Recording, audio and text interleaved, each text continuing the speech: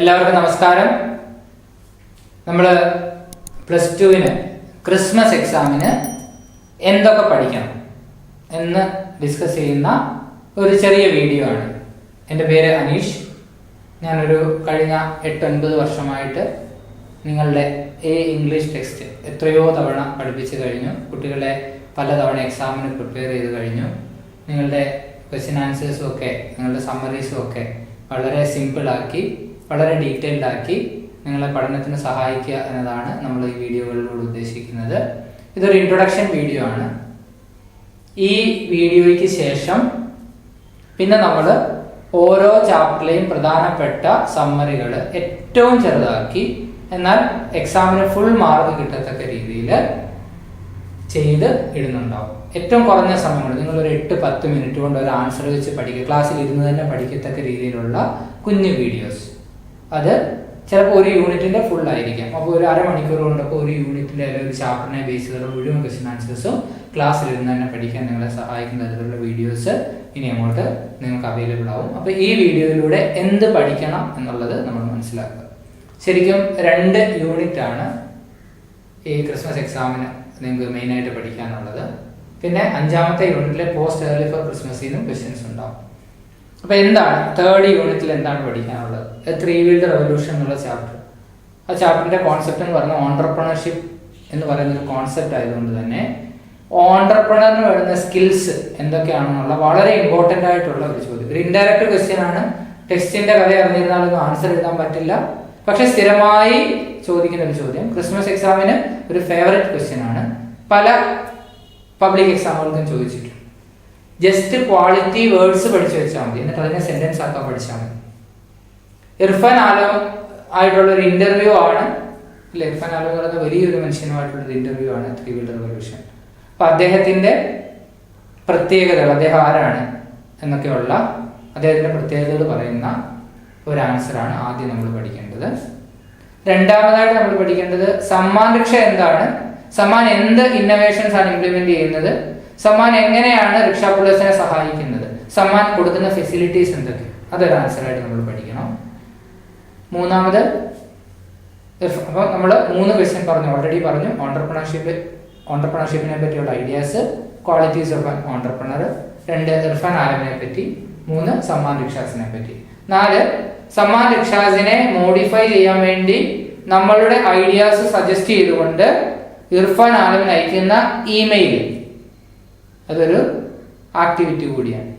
പിന്നെ ഇർഫാൻ ആലമിനെ നമ്മുടെ സ്കൂളിലേക്ക് ഒരു ഫംഗ്ഷൻ ഇൻവൈറ്റ് ചെയ്തുകൊണ്ട് അയക്കുന്ന ഇമെയിലോ ലെറ്ററോ അങ്ങനെ ഒരു ചോദ്യം കൂടി ചോദിക്കും. അതിപ്പോൾ ഇർഫാൻ ആലമിനെ തന്നെ ഇൻവൈറ്റ് ചെയ്യുന്നുണ്ട് ചെയ്യുന്നതാവണമെന്നില്ല. ഷഹീൻ മിസ്ട്രിയെ സ്കൂളിലേക്ക് ഇൻവൈറ്റ് ചെയ്തുകൊണ്ട് ചെയ്യുന്നതായിട്ടുള്ള ഒരു ഇമെയിലോ അല്ലെങ്കിൽ ഒരു ലെറ്ററോ ആണെങ്കിലും എക്സാമിന് ചോദിക്കും. പിന്നെ പഠിക്കാനുള്ളത് പോയമാണ്. സ്റ്റാമർ എന്ന് പറയുന്ന പോയം വളരെ ചെറിയ പോയമാണെങ്കിലും ഒരു കോംപ്ലിക്കേറ്റഡ് ലെവലിലുള്ളൊരു പോയമാണ്. അത് നന്നായിട്ട് തന്നെ പഠിച്ചിരിക്കാം. പിന്നെ നമുക്ക് പഠിക്കാനുള്ളത് ദീദി എന്ന് പറയുന്ന ചാപ്റ്ററാണ്. ഷഹീൻ മിസ്ട്രിയെ പറ്റി പഠിക്കണം. എന്താണ് ആകാംക്ഷ, ടീച്ച് ഫോർ ഇന്ത്യ എന്താണ്, അത് പഠിക്കുക. ആ പാഠവുമായിട്ട് ബന്ധപ്പെട്ട് വളരെ ഇമ്പോർട്ടൻ്റ് ആയിട്ടുള്ള ഒരു ആക്ടിവിറ്റി നമുക്ക് പഠിക്കാനുണ്ട്. ബ്ലോഗ് റൈറ്റിംഗ് എന്ന് പറയുന്ന ഒരു ആക്ടിവിറ്റി. ഇതാണ് ഫസ്റ്റ് യൂണിറ്റ് എന്ന് പറയുന്നത്. ഒന്നുകൂടെ പറയാം. ഇർഫാൻ ആലം, സമ്മാൻ രക്ഷ എന്താണെന്ന്, ഓൺട്രപ്രണറിന്റെ സ്കിൽസ് എന്തൊക്കെയാണെന്ന്, സമ്മാൻ രക്ഷാസ് റീമോഡിഫൈ ചെയ്യാനുള്ള നമ്മളുടെ ഐഡിയാസ് വെച്ചുകൊണ്ടുള്ള ഒരു ഇമെയിൽ. ഈ യൂണിറ്റ് ഫുള്ളുമായിട്ട് ബന്ധപ്പെട്ട് ഇർഫാൻ ആലമിനെയോ അല്ലെങ്കിൽ ഷഹീൻ മിസ്ട്രിയെയോ നമ്മുടെ സ്കൂളിലെ ഒരു ഫംഗ്ഷൻ ഇൻവൈറ്റ് ചെയ്തുകൊണ്ടുള്ള ഒരു ഇമെയിൽ അല്ലെങ്കിൽ ഒരു ലെറ്റർ. സ്റ്റാമർ എന്ന് പറയുന്ന പോയം ലൈൻ ബൈ ലൈൻ ആയിട്ട് പഠിക്കാൻ പറ്റണം. പ്ലസ് ദീദി എന്ന് പറയുന്ന ചാപ്റ്ററിനെ ബേസ് ചെയ്തിട്ടുള്ളൊരു സമ്മറി.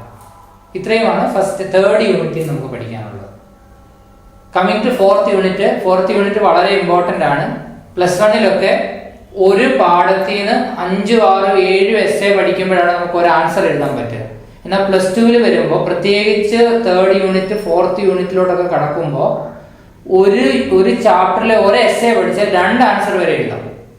ഒരു ചാപ്റ്ററിൽ നിന്ന് 5, 6 എസ്സേസ് പഠിക്കുമ്പോൾ ഒരു ആൻസർ കിട്ടുന്ന സ്ഥാനത്ത് +2 4ാമത്തെ യൂണിറ്റ് മുതൽ അങ്ങോട്ട് ഒറ്റ ആൻസർ പഠിച്ചാൽ 2 എസ്സേ വരെ എഴുതാൻ പറ്റും. For example, when a sapling is planted ആയിട്ട് ബന്ധപ്പെട്ട് അതിന്റെ സമ്മറിയും ഒപ്പം എൻവയോൺമെന്റൽ പ്രൊട്ടക്ഷനെ പറ്റി ഒരു ജനറൽ എസ്സേയും കൂടെ പഠിച്ചു വെക്കുക.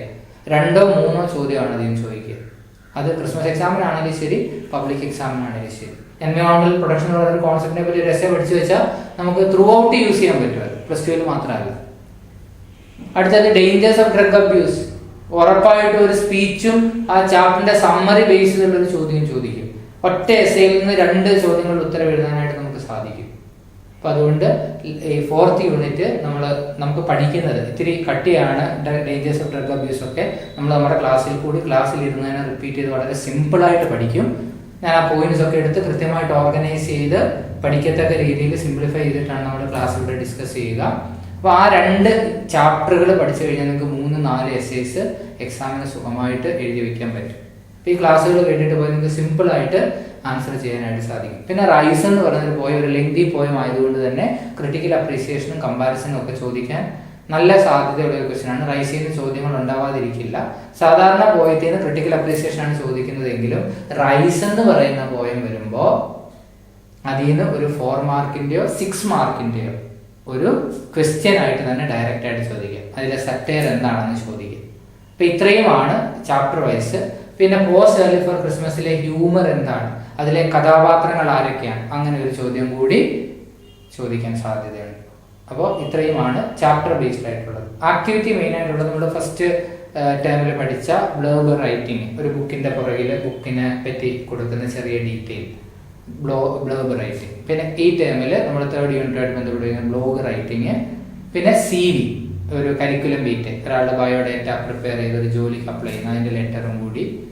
ഇത്രയാണ് 3 ആക്ടിവിറ്റീസ് ആണ് +2 മെയിൻ ആയിട്ടുള്ള ആക്ടിവിറ്റീസ്. പിന്നെ സാധാരണ ചോദിക്കാറുള്ള ഇമെയിൽ ചോദിക്കാം, ലെറ്റർ ചോദിക്കാം, സ്പീച്ച് ചോദിക്കാം, പ്രൊഫൈൽ, ഒരു ഓഥറിന്റെ പ്രൊഫൈൽ ചോദിക്കാം. പിന്നെ ഒരു പ്രോഗ്രാം തന്നിട്ട് അതിന്റെ പ്രോഗ്രാം ലിസ്റ്റ് തന്നിട്ട് ഒരു നോട്ടീസ് തന്നിട്ട് അതിൽ നിന്ന് അതിന്റെ റിപ്പോർട്ട്, ആ പ്രോഗ്രാമിന്റെ റിപ്പോർട്ട് എഴുതാനായിട്ട് ചോദിക്കാം. അത് +2 വളരെ ഇമ്പോർട്ടന്റ് ആയിട്ടുള്ള ഒരു ആക്ടിവിറ്റിയാണ്. ഒരു സ്കൂളിൽ നടന്നൊരു ഫംഗ്ഷന്റെ പ്രോഗ്രാം ചാർട്ട് തന്നിട്ട് അതിനെ ബേസ് ചെയ്തിട്ട് ഒരു റിപ്പോർട്ട് തയ്യാറാക്കുക. ഇതൊക്കെയാണ് ആക്ടിവിറ്റിയുടെ. അപ്പോൾ +2 ഏറ്റവും ഇമ്പോർട്ടന്റ് ആക്ടിവിറ്റിയാണ് പ്രോഗ്രാം ചാർട്ട് തന്നിട്ട് റിപ്പോർട്ട് തയ്യാറാക്കാൻ ചോദിക്കുക. ഏറ്റവും കൂടുതൽ നമ്മൾ ചോദിച്ചിട്ടുള്ള ക്വസ്റ്റ്യൻ ആണ്. സിമ്പിൾ ആണ്. അത് നോക്കി ഇങ്ങോട്ട് സെന്റൻസ് ആക്കി എഴുതി വെച്ചാൽ മതി പാസ്റ്റ് ടെൻസിൽ. 2 കരിക്കുലം ബീറ്റ്, ലെറ്ററും കരിക്കുലം ബീറ്റും കൂടെ ചേർത്ത് എഴുതാനുള്ളത്. 3 സ്ഥിരമായിട്ട് ചോദിച്ചുകൊണ്ടിരിക്കുന്ന ഒരു ചോദ്യമാണ് ബ്ലോഗ് റൈറ്റിംഗ്. പക്ഷെ അതിനൊരു ഫോർമാറ്റിനേക്കാൾ ഉപരി അത് നമ്മൾ എഴുതുന്ന കണ്ടന്റിനാണ് പ്രാധാന്യം. ബ്ലർബ് റൈറ്റിംഗ് വളരെ ഈസി ആയിട്ടുള്ള ഒരു ആക്ടിവിറ്റിയാണ് ബ്ലർബ് റൈറ്റിംഗ്. പിന്നെ ഇമെയിൽ, ലെറ്റർ, സ്പീച്ച്, പ്രൊഫൈൽ, ഇത്രയും ആക്ടിവിറ്റിയാണ്. +1 അപേക്ഷിച്ച് +2 ആക്ടിവിറ്റീസ് കുറവാണ്.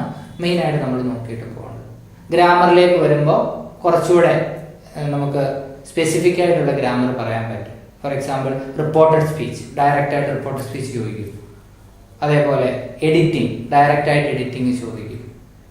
പിന്നെ പുതിയതായിട്ട് പഠിക്കാനുള്ള ഫ്രേസൽ വെർബും ഇഡിയംസ് ആൻഡ് ഫ്രേസസ് എന്ന് പറയുന്ന ആ ഒരു കാറ്റഗറി, അതൊക്കെ ഈ 2ാമത്തെ ടൈമിലാണ് നമുക്ക് പഠിക്കാനുള്ളത്. അപ്പോൾ ഗ്രാമർ, റിപ്പോർട്ടഡ് സ്പീച്ച്, എഡിറ്റിംഗ് സ്ഥിരം ചോദിക്കുന്നത്, plus idioms and phrases, phrasal verb, ഇത്രയുള്ള ഗ്രാമർ ടോപ്പിക്കുകളാണ് പഠിച്ചു വയ്ക്കേണ്ടത്.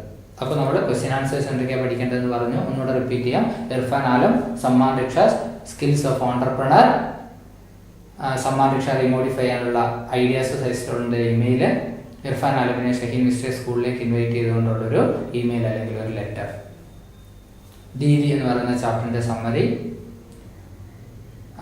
എൻവയോൺമെന്റൽ പ്രൊട്ടക്ഷനെ പറ്റിയുള്ള ഒരു ജനറൽ എസ്സേ, പിന്നെ സാപ്ലിംഗ് ഇസ് പ്ലാന്റിന്റെ സമ്മറി, ഡേഞ്ചേഴ്സ് ഓഫ് ഡ്രഗ് അബ്യൂസുമായിട്ട് ബന്ധപ്പെട്ടിട്ടൊരു സമ്മറി അല്ലെങ്കിൽ ഒരു സ്പീച്ച് എഴുതാൻ ചോദിച്ചാൽ എഴുതാൻ, പിന്നെ 2 പോയം, സ്റ്റാമറും റൈസും, പിന്നെ പോസ്റ്റ് ഏർലി ഫോർ ക്രിസ്മസിന്റെ ഹ്യൂമർ, ക്യാരക്ടേഴ്സ്. ഇത്രയാണ് ക്വസ്റ്റ്യൻ ആൻസേഴ്സ്. ആക്ടിവിറ്റീസ് വരുമ്പോൾ report of a seminar, report of a programme conduct in the school, CV, blurb, blog, profile writing, email, letter, speech. ഇത്രയുമാണ് ആക്ടിവിറ്റീസ് പഠിക്കാനുള്ളത്. ഗ്രാമർ ടോപ്പിക്ക് വരുമ്പോൾ reported speech, then editing, error correction editing, idioms and phrases, phrasal verbs. ഇത്രയുമാണ് main ആയിട്ടുള്ള grammar topic. അപ്പോൾ ഇത്രയും പഠിച്ചു കഴിഞ്ഞാൽ Christmas എക്സാമിന് നമുക്ക് നല്ല മാർക്ക് വാങ്ങാനായിട്ട് സാധിക്കും. ഇവിടെ നമ്മൾ ചെയ്യുക 3ാമത്തെയും 4ാമത്തെയും യൂണിറ്റുകളെ ചാപ്റ്ററുമായിട്ട് ബന്ധപ്പെട്ടിട്ടുള്ള ഏതാണ്ട് 8-9 ക്വസ്റ്റ്യൻ ആൻസേഴ്സ് നമ്മൾ ഡീറ്റെയിൽഡ് ആയിട്ട് ക്ലാസ്സിൽ ഇരുന്ന് പഠിക്കത്തക്ക രീതിയിൽ ഡിസ്കസ് ചെയ്യുകയാണ്. അപ്പോൾ എല്ലാവർക്കും ക്രിസ്മസ് എക്സാമിന് വേണ്ടി ഓൾ ദി ബെസ്റ്റ് വിഷസ് നമ്മൾ ആരംഭിക്കുകയാണ്.